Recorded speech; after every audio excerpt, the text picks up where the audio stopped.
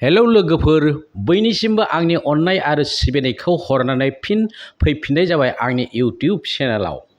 मोनसे गोजोनथाव खौरां रायजो राजा नोंथांमोन, आं थाबैनो पर्टेल निउस हरनाय जासिगोन। माने सानफ्रोमबो हायाब्लाबो सप्तासेयाव खनब्रै एबा सप्तासेयाव सानब्रैहै निउस हरनाय जासिगोन। बेनि थाखाय आंनो मावथिनि गोनांथि। मोनब्रै जिल्लायाव क'क्राझारनिफ्राय सासे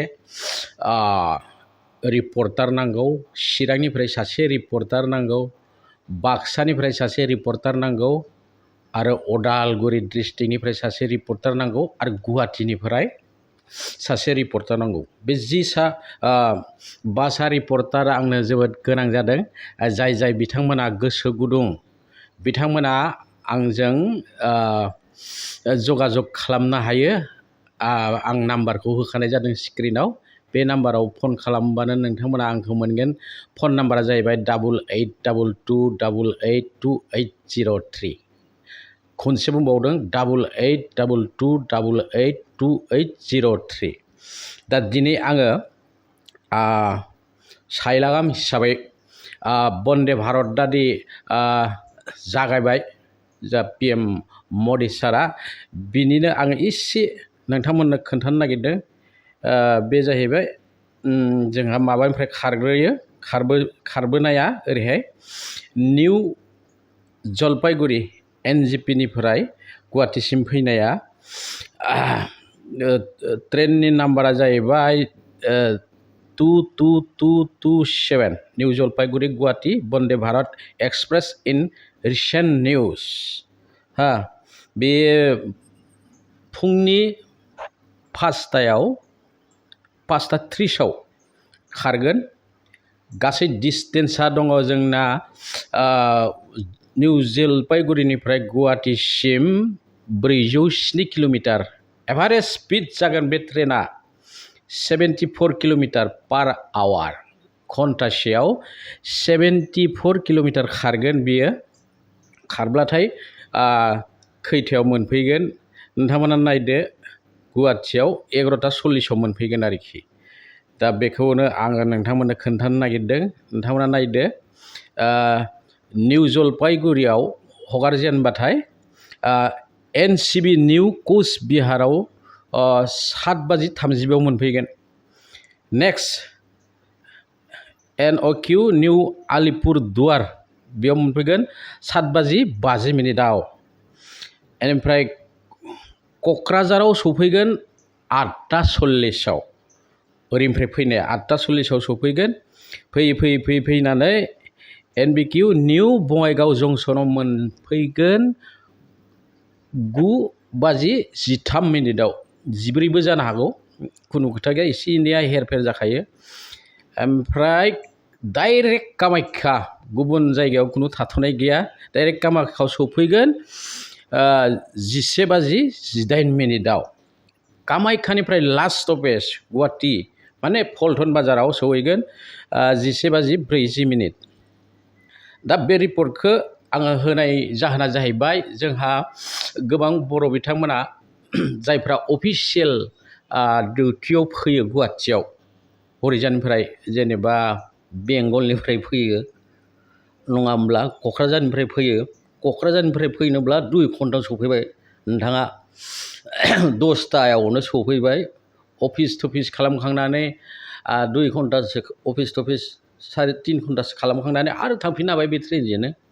गतिके जोबोद सुबिदा, खालि भाराया एसे बारा।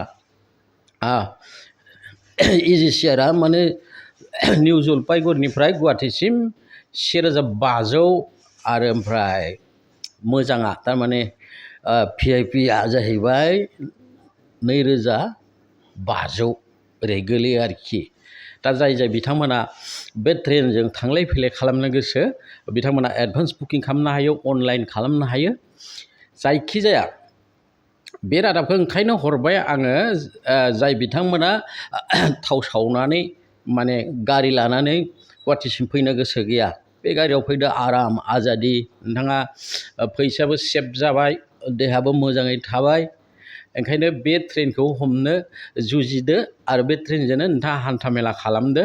थ' बिदिब्ला बन्दे भारतनि बे निउ जलपाइगुरिनिफ्राय गुवाहाटिसिम फैनायनि रादाब नेक्स्ट गुवाहाटिनिफ्राय टु निउ जलपाइगुरिसिम थांनाय रादाबखौ आं दान्दिसे उनावनो होबाय दं नोंथांमोननो, दान्दिसे नेथ'।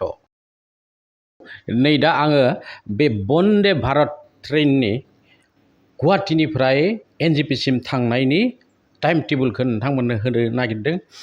बेयो गुवाहाटिनिफ्राय खारगोन 4:30 कामाख्यानिफ्राय।